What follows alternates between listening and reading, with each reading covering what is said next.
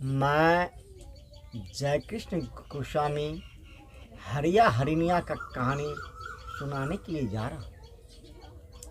हरिया हरिनिया धर्मराज का पूजा बहुत तनमन से करता था और प्रतिदिन स्नान कर के धर्मराज का पूजा करता था और हनुमान जी का पूजा करता था। हनुमान जी और धर्मराज इसके पूजा से बहुत खुश हो गया। एक दिन धर्मराज ने बोला, ये हनुमान जी आज चलो और हरिया हरिनिया के यहाँ उसका परीक्षा लेने के लिए कि वो हरिया हरिनिया हमें अपने हार्दिक दिल से मेरा पूजा करता है कि नहीं। हनुमान जी ने बोला, हे धर्मराज चलो, मैं आपका बात का उल्लंघन नहीं कर सकता हूँ, मैं आपके साथ अवश्य जाऊंगा। अब धर्मराज और हनुमान जी दोनों हरिया और हरिनिया के दरवाजे पे आ पहुंचा। उस दिन हरिया हरिनिया दौरा कनिया और सुप्ती बुन करके सुरजापुर बाजार के लिए चला गया था।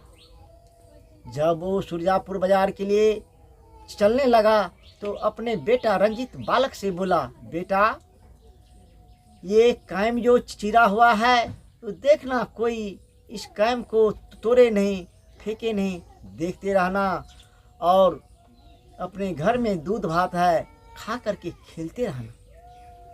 ये बात कह करके हरिया हरिनिया सुरजापुर बाजार बर्तन बेचने के लिए चला गया। जब वो सुरजापुर बाजार पहुंच गया और हाट में अपना बर्तन पसार दिया तो वो बर्तन बेचने लगा। इतने में हनुमान और धर्मराज हरिया हरिनिया के दरवाजे पे पहुंच गया। पहुंचने के बाद उन्होंने बोला, ओ हरिया तू कहाँ है, मैं तेरे दरवाजे पे आया हूँ। रंजीत बालक दौड़ता हुआ आया और बोला, बाबा मेरे माता पिता सुरजापुर बाजार बर्तन बेचने के लिए गया है, आप बोलिए आपका मैं क्या सेवा कर सकता हूँ। धर्मराज और हनुमान जी बोला, बेटा मुझे तुमसे कोई सेवा नहीं करवाना है, तुम अपने माता पिता को बुलाओ और मैं तेरे यहाँ अंजल करूँगा।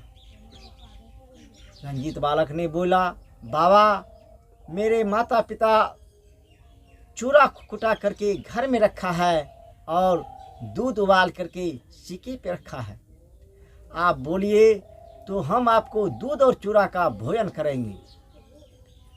धर्मराज बोला, नहीं बेटा मुझे तेरे हाथ से भोजन नहीं करना है, हमारे माता पिता के हाथ से मुझे भोजन करना है।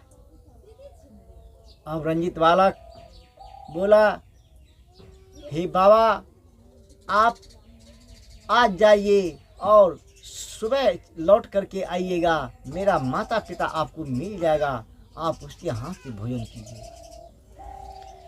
धर्मराज बोला, ये बालक मुझे आज ही और इसी वक्त तुम्हारे माता पिता हाथ का भोजन मुझे करना है, तुम जाओ अपने माता पिता को बुला करके ले आओ।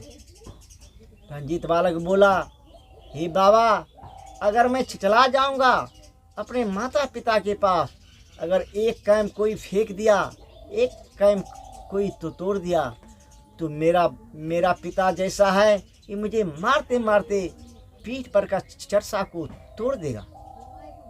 धर्मराज बोला, जाओ बेटा आपका कोई एक कैम को नहीं तोड़ेगा और नहीं तेरा कोई कैम को फेंकेगा, जब तक तू आएगा मैं तेरे कैम का पहरा करूँगा। रंजीत बालक बांसुरी लेते हुए बजाते हुए सुरजापुर बाजार को चल दिया। अब हरिया हरिनिया सुरजापुर बाजार में वो बर्तन बेच रहा था।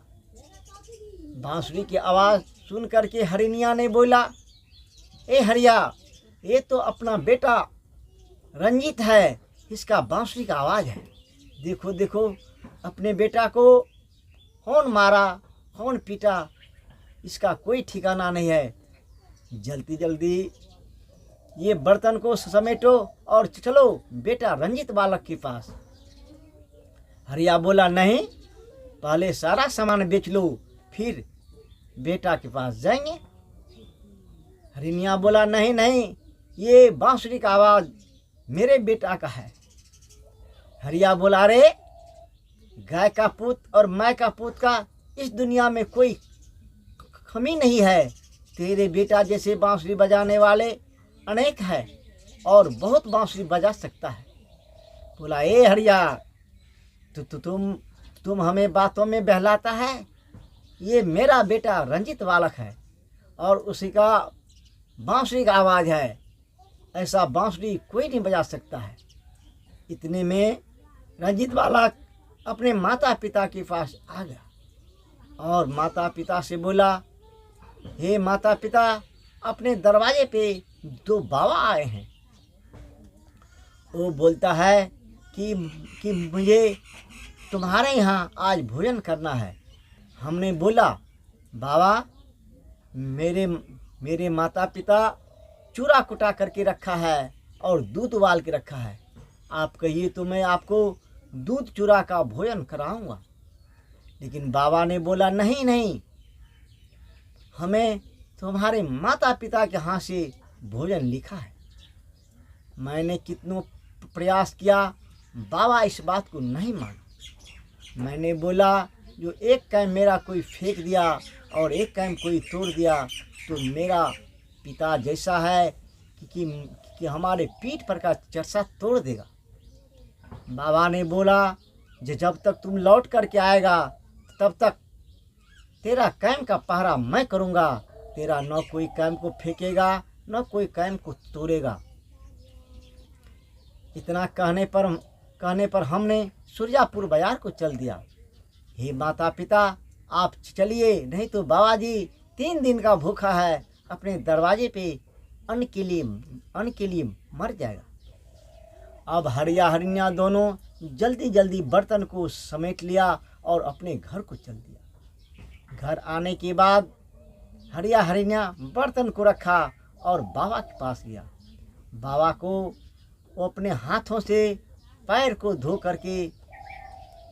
करके चंद्रा अमृत पिया और सारे घर पे छींट दिया।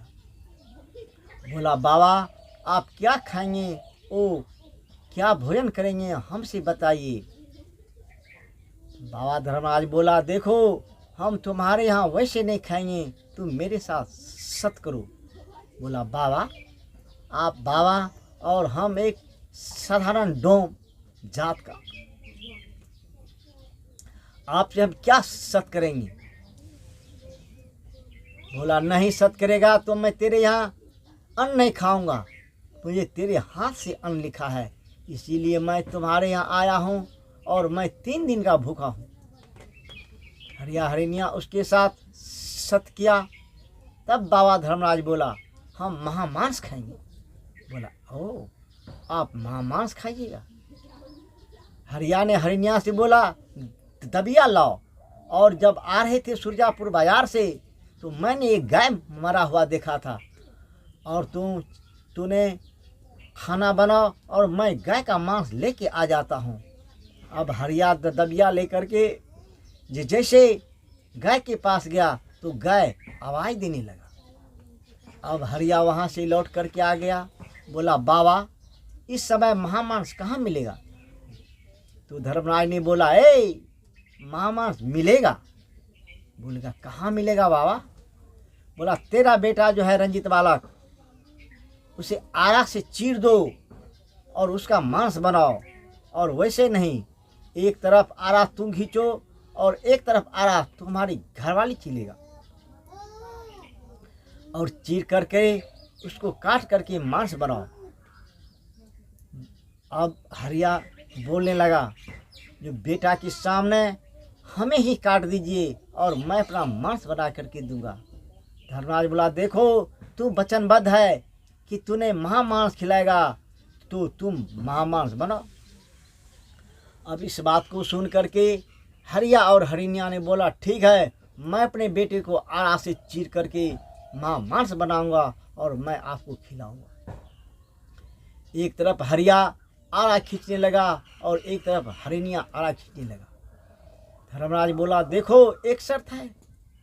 बोला, क्या? न हरिया की आंख से आंसू गिरना चाहिए और न हरिणिया की आंख से आंसू गिरना चाहिए, तब मैं ये महामांस खाऊंगा। बोला, इतना कठोर आत्मा मेरा नहीं है जो अपने बेटे को मैं आरी से चीरूंगा और आंख से आंसू नहीं गिरेगा। बोला, आंसू गिरेगा तो मैं महामांस नहीं खाऊंगा, मैं तेरे दरवाजे पे अपना प्राण छोड़ दूंगा। अब हरिया हरिणिया बेबस में बोला, ठीक है महाराज, ऐसा ही होगा। हरिया हरिणिया आरा से चीरने लगा। उसी समय हरिया बोला, हे धर्मराज, हे बाबा, आरा हिले, छपरा हिले, बलिया हिलेला, लचके मोर कमरिया, सारी दुनिया हिलेला। बाबा, जब ये आरा हिलता है ना, तो आरा के धमक से मेरा घर का छप्पर हिलता है, और छप्पर जब हिलता है तो मेरे कान का बाली वो भी हिलता है। कान का बाली हिलता है तो मेरा आत्मा फटने लगता है। बोला, ठीक है, बनाओ। वो रंजित बालक को काट काट करके मांस बनाया, अब और उसे हांडी में चढ़ा दिया और जलावन लगा दिया। जलावन लगाने के बाद बहुत ढेर सारा जलावन जल गया। जलने के बाद मांस नहीं सीझा। तो हरिया ने बाबा से बोला, बाबा, कई वो जलावन जल गया और ये मांस नहीं सीझा, अब मैं क्या करूं? बोला, ए हरिया, ये मांस ऐसे सीने वाला नहीं है। दायां पैर तुम अपना चूल्हा में लगाओ और बायां पैर तेरा हरिणिया चूल्हा में लगाएगा। दोनों पैर, दोनों पति पत्नी चूल्हे में लगा दो, और तेरा दोनों पति पत्नी का पैर अगर जलने लगेगा तो ये मांस अवश्य सीझेगा। अब दोनों पति पत्नी दायां पैर हरिया लगा दिया और बायां पैर हरिणिया लगा दिया चूल्हा में। दोनों पति पत्नी का पैर जब जलने लगा तो महामांस सीझ गया। महामांस सीझने के बाद बाबा से बोला, बाबा, महामांस सीझ गया। तो हरिया बोला, बाबा, महामांस सीझ गया। बाबा बोला, जाओ 5 थाली में खाना लगाओ। बोला, बाबा, 5 थाली में? बोला, हाँ, 5 थाली में। नहीं बाबा, 2 थाली में खाना लगाता हूँ। 2 थाली में खाना लगाया। बोला, मैं नहीं खाना खाऊंगा, तुम अपना दोनों हरिया हरिणिया के लिए खाना लगाओ। फिर वो 4 थाली में लगाया। बोला, बाबा, अपने बेटे का मांस मैं खुद अपने कैसे खाऊंगा? बोला, नहीं खाएगा तो हम भी नहीं खाएंगे। तो फिर वो 4 थाली में लगाया। बोला, अरे 1 थाली में और लगाओ, 5 थाली में लगाओ, तुम अपने बेटे के लिए भी खाना लगाओ। हरिणिया बोला, बाबा, मैं तो अपने बेटे को काट काट करके हंडी में उबाल करके महामांस बनाया, तो मेरा बेटा अब इस दुनिया में तो है ही नहीं।